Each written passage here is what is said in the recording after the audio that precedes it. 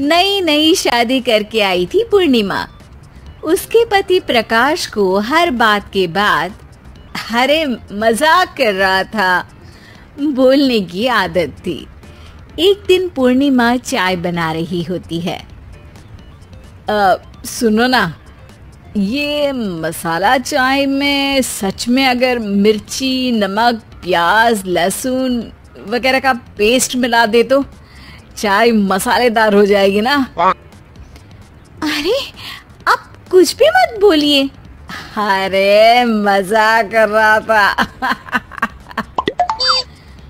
प्रकाश कभी कभी मजाक करता था, लेकिन कई बार उसका मजाक ऐसी बात के साथ आता जिसको सुनने के बाद किसी को मजा तो नहीं पर गुस्सा जरूर आ जाता।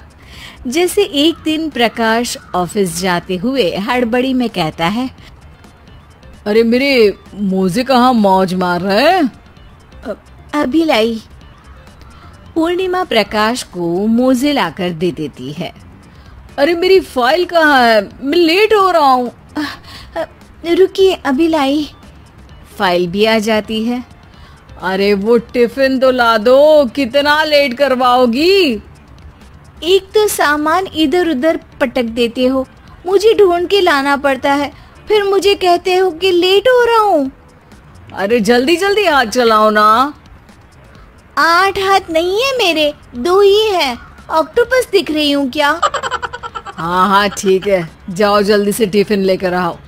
2 हाथ तो है ना, उन्हीं का ठीक से इस्तेमाल कर लोगी तो लेट नहीं होऊंगा मैं। पूर्णिमा टिफिन लेकर आ जाती है। वैसे तुम थक जाती होगी ना इतना सब काम करके। हाँ और नहीं तो क्या। तो मैं कुछ इंतजाम कर लेता हूँ। काम वाली लाओगे क्या? अरे नहीं नहीं, दूसरी शादी कर लूंगा। 2 पत्नी होंगी तो काम आसानी से हो जाएगा ना। क्या? अरे मजाक कर रहा था। प्रकाश तो मैं मजाक कर रहा था कहकर वहां से चला जाता है। लेकिन पूर्णिमा के मन से प्रकाश की 2 शादी वाली बात का दुख पूरे दिन नहीं जाता। शाम को प्रकाश ऑफिस से लेट वापस आता है।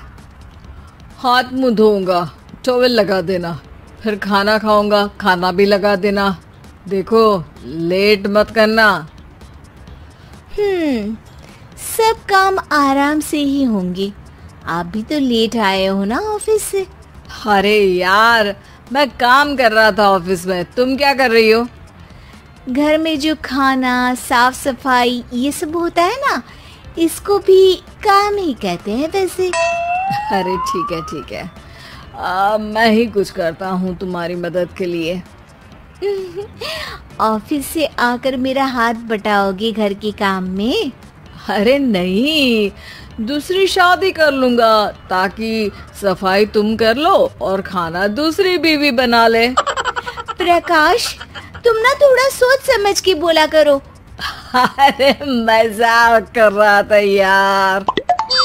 प्रकाश और पूर्णिमा साथ में बैठकर खाना खा रहे होते हैं। प्रकाश अपने धुन में खाना खा रहा होता है, जबकि पूर्णिमा इस बात को लेकर उदास है कि प्रकाश हमेशा कोई दुखी कर देने वाली बात ही बोल देता है और उसके बाद मजाक कर रहा था कह के खुद को बचा लेता है। रात को सोते वक्त पूर्णिमा ने सोच लिया था कि प्रकाश से इस बारे में बात करनी ही पड़ेगी। अगली सुबह भी प्रकाश ने ये लाओ वो लाओ का तांडव शुरू कर दिया। अरे काले वाले जूते कहाँ हैं? बेड के नीचे। अरे टिफिन तो लाओ जरा। ले आऊंगी, पर पहले कुछ बात करनी है। क्या बात क्या बात क्या बात क्या बात करनी है तुमको? ये जो रोज दूसरी शादी करने की बात करते रहते हो ना आप, मेरा मन दुखी हो जाता है। मत बोलिए ना ऐसी बात। अरे पगली, पहले क्यों नहीं बताया? मैं इसका समाधान कर दूंगा। अब बोलना छोड़ दोगे ना? अरे नहीं, दूसरी शादी कर लूंगा ताकि उसको तो बोल पाऊं।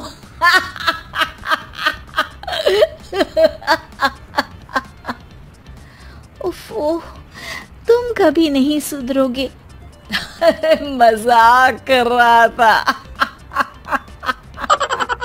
पूर्णिमा की बात को प्रकाश हंसी में उड़ा देता है। पूर्णिमा बहुत भारी मन से टिफिन लेकर आती है। ये लीजिए टिफिन। अरे मैं तो भूल ही गया, आज मेरे बॉस के बेटे की बर्थडे पार्टी है, तुमको भी बुलाया है, रात को तैयार रहना। रात को पूर्णिमा और प्रकाश बॉस के बेटे की बर्थडे पार्टी में पहुंच जाते हैं। वहां प्रकाश के ऑफिस के और भी लोग हैं जिनको पूर्णिमा पहले से जानती है। केक कटता है, लोग खाना खा रहे होते हैं। वहीं पूर्णिमा और प्रकाश ऑफिस के लोगों के साथ बैठे बात कर रहे होते हैं। मेरे हस्बैंड तो खुद काम भी करते हैं और बच्चों को भी संभाल लेते हैं। हाँ भाई, अरे घर के थोड़े बहुत काम तो करने ही होते हैं ना। मेरी पत्नी भी अकेले सब कब तक करेगी। मैं तो सिर्फ ऑफिस का ही काम करता हूँ, घर का सब काम तो पूर्णिमा ही करती है। पूर्णिमा, तुम अकेले सब कैसे कर पाती हो? नहीं जी, बहुत थक जाती हूँ वैसे। तो प्रकाश से हेल्प ले लिया करो ना। अरे बोला तो है इनको, पर इन्हें लगता है कि ऑफिस का काम ही सब कुछ है, तो मैंने भी एक समाधान सोच लिया है। अच्छा, क्या पूर्णिमा, घर में काम वाली बाई रखोगी क्या? अरे नहीं, दूसरी शादी करूँगी ताकि एक हस्बैंड ऑफिस का काम कर ले और एक मेरे घर में मदद कर ले। पूर्णिमा की बात सुनते ही सब कुछ सांप सूंघ जाता है और प्रकाश के मुंह से तो केक का टुकड़ा गिर जाता है। अरे क्या बोल रही हो? कुछ पता भी है क्या? अरे मजाक कर रही थी, वैसे ही जैसे तुम करते हो। प्रकाश का मुंह खुला का खुला रह जाता है और उनकी आंखें भी खुल जाती है। प्रकाश समझ जाता है कि हर बात के पीछे अरे मजाक कर रहा था बोलने से वो बात मजाक नहीं। जिगर और बलराज अपने अपने ऑफिस के लिए निकल जाते हैं, जिसके बाद तानिया और उसकी सास घर के काम में बिजी हो जाती हैं। तभी रसोई में से तानिया के चिल्लाने की आवाज आती है। ओए माँ, बचाओ रे! उश, उश, उश, भागो यहाँ से! तानिया की आवाज सुनकर उसकी सास भी वहां आ जाती है।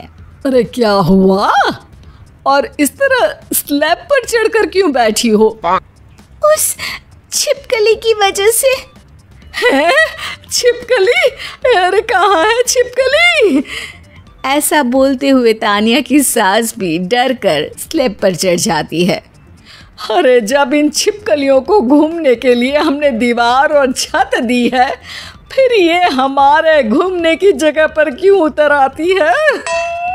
मुझे क्या पता, सामने बैठी है, आप ही पूछ लो ना, साथ में भगा भी देना। इस पर सास डरते हुए स्लैब पर बैठी बैठी ही छिपकली को भगाने की कोशिश करती है।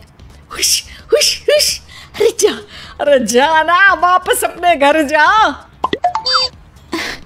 सासू माँ, छिपकली है, कुत्ता नहीं। अरे हाँ हाँ, छोटी सी ही सही छिपकली तो है, तो तुम ही भगा दो ना।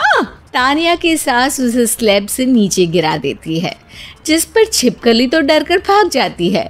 लेकिन दोनों सास बहू के बीच टॉम एंड जेरी वाला खेल शुरू हो जाता है। आपने मुझे धक्का क्यों दिया? मुझे कुछ हो जाता तो? अगर वो मुझे खा जाती तो? अरे छिपकली थी, डायनासोर नहीं। हाँ, सिर्फ छिपकली ही थी और आपको उससे डर नहीं लगता तो खुद क्यों नहीं भगा दिया? अरे तेरे होते हुए अगर मुझे काम करने पड़े फिर बहू होने का फायदा क्या है? इसी तरह सुबह से शाम हो जाती है। जिगर और बलराज भी ऑफिस से घर वापस आ जाते हैं, लेकिन सास बहू की तू मैं खत्म नहीं होती।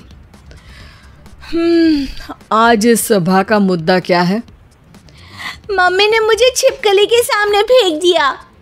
अरे वाह मेरे डरपोक, मुझ पर 30 साल से शेरनी जैसे हुक्म चला रही हो और एक छिपकली से डर गई।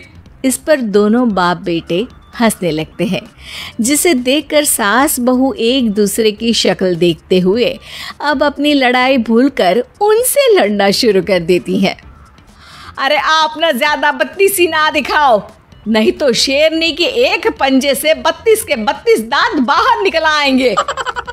अपनी माँ की इस बात पर अब जिगर अपने पापा को देखकर हंसने लगता है। अरे क्यों पापा, आ गया स्वाद। अभी आपको भी आएगा स्वाद। इस पर घर में सास बहू ड्रामा बंद होकर पति पत्नी नौटंकी शुरू हो जाती है, जिस पर तानिया से कहा सुनी के बीच जिगर अचानक चिल्लाते हुए कहने लगता है, कॉकरोच, इतना बड़ा कॉकरोच, हे भगवान, अब हमें इससे कौन बचाएगा? कॉकरोच का नाम सुनते ही दोनों सास बहू सारी लड़ाई भूलकर फुदक से कूदकर पास रखे सोफे पर चढ़ जाती हैं। अरे कहाँ है, अरे कहाँ है कमबख्त? अरे उसे भगाने की जगह अनाउंसमेंट तो ऐसे कर रहा है जिससे 12:40 की आखिरी लोकल है, छूटनी नहीं चाहिए। अरे भलाई का तो ज़माना ही नहीं है। ठीक है भाई, अब मैं आपको बिल्कुल भी नहीं बताऊंगा कि आपके पीछे भी एक बहुत बड़ा कॉकरोच बैठा है।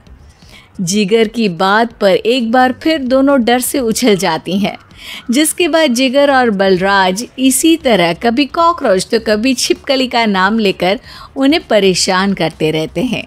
अगली सुबह ये दोनों हमारे डर का ऐसे मजाक बना रहे थे जैसे खुद कभी किसी चीज़ से ना डरते हो। ये जिगर ना बचपन में तो चींटी से भी डर जाता था। पर मम्मी, उन्हें डराने के लिए मैं चींटी तो नहीं पकड़ सकती। अरे पागल औरत, इतना बड़ा होकर क्या वो चींटी से डरेगा? मतलब हमें बदला लेने के लिए कुछ अलग सोचना पड़ेगा। अरे वाह, क्या ब्रांड न्यू न्यूज़ दी है। सोचो अब। दोनों बहुत देर तक जिगर और बलराज को डराने के लिए अलग अलग तरीके सोचती हैं, पर किसी भी अंजाम तक नहीं पहुंच पाती, जिस पर तानिया की सास उससे कहती है, हम उन्हें नहीं डरा सकते, पर अपना डर तो ख़त्म कर ही सकते हैं ना। अगर हमारा डर ख़त्म हो जाएगा तो फिर वो अपने मज़े के लिए किसे डराएंगे और इसी तरह उनका पचका हो जाएगा। हाँ, नाइस आइडिया, पर मुझे इससे डर क्यों लग रहा है? सास की बातों से डरते हुए भी वो दोनों अपने डर को ख़त्म करने के मिशन पर लग जाती है, जिसमें पहला कॉकरोच सामने आते ही वो डर कर भाग जाती है। हमसे ना हो पाई मम्मी, इससे आप ही निपटो ना। अरे क्या आप निपटो, साथ चल, नहीं तो तेरे ऊपर ना छिपकली गिरा दूंगी। हाँ बस, हाँ पहले छिपकली पकड़ कर तो दिखाओ। अरे यार चल ना। इस पर दोनों भगवान का नाम लेते हुए एक वाइपर लेकर कॉकरोच के पास जाकर डरते डराते उसे भगा देती हैं, जिसके बाद उनमें थोड़ी हिम्मत आती है और वो दिन ब दिन एक एक कर अपने हर डर पर काबू पाने लगती हैं। कुछ हफ्तों बाद, वाह मम्मी, आइडिया तो मस्त था। अब कॉकरोच हो या उसका बाप, मैं किसी से नहीं डरती। अरे शाबाश। और मैं छिपकली हो या उसका पूरा गैंग, सबके छक्के छुड़ा दूंगी। पर मम्मी जी, उससे पहले किसी को सबक सिखाना है। उसी रात जब बलराज और जिगर टीवी देख रहे होते हैं तो दोनों सास बहू प्लान बनाकर चुपके से उन पर नकली छिपकली और कॉकरोच फेंक देती हैं, जिसे देखते ही वो दोनों अपनी जगह से उछल खड़े होते हैं। अरे ओई माँ, छी छी, ये छिपकली कहाँ से आ गई? ओहो, अब इस कॉकरोच को मेरे ऊपर से हटाओ ना। अरे क्यों बेटे, कैसे माँ याद आ गई? जब माँ को डर लग रहा था तब तो बहुत खिल्ली उड़ा रहे थे। ससुर जी, कॉकरोच से तो हम जैसे डरपोक डरते हैं, फिर आज आपको क्या हुआ? दोनों हंसने लगती है, जिससे जिगर और बलराज को भी उनकी गलती का एहसास होता है। दीवार पर टंगी सास। पंजाबी में कहावत है, सास चंगी होवे या ते दीवार ते टंगी होवे। संगीता की शादी भी एक ऐसे ही घर में होती है जहां उसकी सास दीवार पर टंगी होती है। ससुर और पति शादी के पहले दिन उसे सास के फोटो के सामने ले जाते हैं, जहां ससुर जी कहते हैं, बेटा संगीता, ये तुम्हारी सास थी, बहुत नेक और भली, लेकिन थोड़ी गुस्सैल थी। गुस्सा आने पर सब तहस नहस कर देती थी, पर अब ये इस दुनिया में नहीं है। हाँ संगीता, माँ होती तो तुम इनकी कोई बात टाल नहीं सकती थी, वरना तो माँ घर में भूचाल ले आती। संगीता मन में खुश होती है कि अच्छा है कि ऐसी औरत अब इस घर में नहीं है, लेकिन दिखावे के लिए वो जैसे ही सास की फोटो के सामने हाथ जोड़कर खड़ी होती है, ये क्या? सास उसे देखकर मुस्कुराने लगी। संगीता आंखों को मलकर एक बार फिर से देखती है, लेकिन फिर सास के चेहरे का भाव, भंगिमा यानी एक्सप्रेशन बिल्कुल बदले होते हैं। वो अपने पति और ससुर को कहती है, माँ की तस्वीर तो स्माइल कर रही है। ना बेटी, ये कैसे संभव है? जरूर तुम्हें कोई गलती हुई होगी, ऐसा कैसे हो सकता है? लगता है तुम शादी की सारी फॉर्मेलिटी करते करते थक गई हो, तुम्हें आराम की जरूरत है संगीता। खैर, सारे संगीता की बात को इग्नोर कर कमरे में चले जाते हैं। वैसे सास की फोटो पर एक्सप्रेशन एक के बाद एक बदलते ही रहते हैं। सुबह होती है, पति और ससुर को काम पर भेजकर संगीता कमरे की सफाई करने में लग जाती है कि तभी उसे आवाज आती है, टेबल ठीक से साफ करो। ऐसे भी कोई टेबल साफ करता है? इससे अच्छा तो ये गंदा ही था। किसी औरत की आवाज सुन संगीता दंग रह जाती है और सोचने लगती है कि आवाज कहाँ से आई। आवाज को नजरअंदाज कर वो फिर से अपना काम करना शुरू करती है, लेकिन इस बार तो आवाज बिल्कुल उसके कान के पास से आती है। मेरा घर है ये, जब तक मैं थी चमका कर रखती थी, हर एक चीज शीशे की तरह थी। तुम्हें तो ना सफाई आती है ना कुछ पता है। क्यों तुम्हें मेरे घर की जिम्मेदारी दे दी गई है? पता नहीं तुम में मेरे बेटे को क्या दिखाई दिया। मैं होती तो एक से बढ़कर एक लड़कियों की लाइन लगा देती। अब संगीता को समझने में देर नहीं लगी कि ये आवाज किसी और की नहीं बल्कि उसकी सास की है, जो दीवार पर टंगी है। वो उसके पास जाती है और कहती है, नमस्ते सासू माँ, मुझे तो कल ही लग रहा था कि दीवार में कुछ काला है। वो दीवार नहीं, दाल होती है पगली। सही पकड़े हैं सासू माँ। तो क्या हो गया आपको जो आप यहाँ भी चैन से नहीं बैठी हैं? सुना मैंने आपका व्यवहार काफी गुस्से वाला था। चुप रह तू, ज्यादा बकर बकर ना कर। घर का काम करना तो आता नहीं, आई है मुझसे बहस करने। हाँ देखिए सासू माँ, मैं आपसे साफ साफ कह देती हूँ, मुझसे पंगा लेने की कोशिश मत करिएगा। तभी पीछे से संगीता का पति आता है। अरे संगीता, किससे बात कर रही हो? कौन है वहाँ? संगीता की सास की फोटो फिर से पहले जैसी हो जाती है। आपकी माँ से कह रही थी कि मुझे काम करना आता। अरे संगीता, माना सास के ताने हर बहू को अच्छे लगते हैं, लेकिन यहाँ तो माँ है ही नहीं, तुम तो फोटो से ही तुम भी लाजवाब हो संगीता। किसी को विश्वास नहीं होता कि संगीता अपनी मरी हुई सास की फोटो से बात करती है। वहीं आए दिन संगीता की सास संगीता को किसी न किसी बात पर आते जाते ताने देती। संगीता को भी अब सास के तानों और उनसे बात करने की आदत हो गई।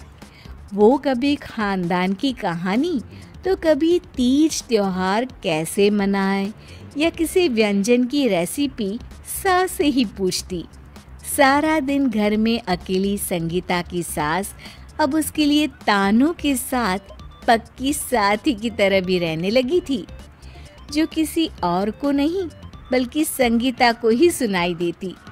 तो देखा आपने, सास बहू का रिश्ता हर रिश्ते से ऊपर होता है, फिर चाहे वो खट्टा हो या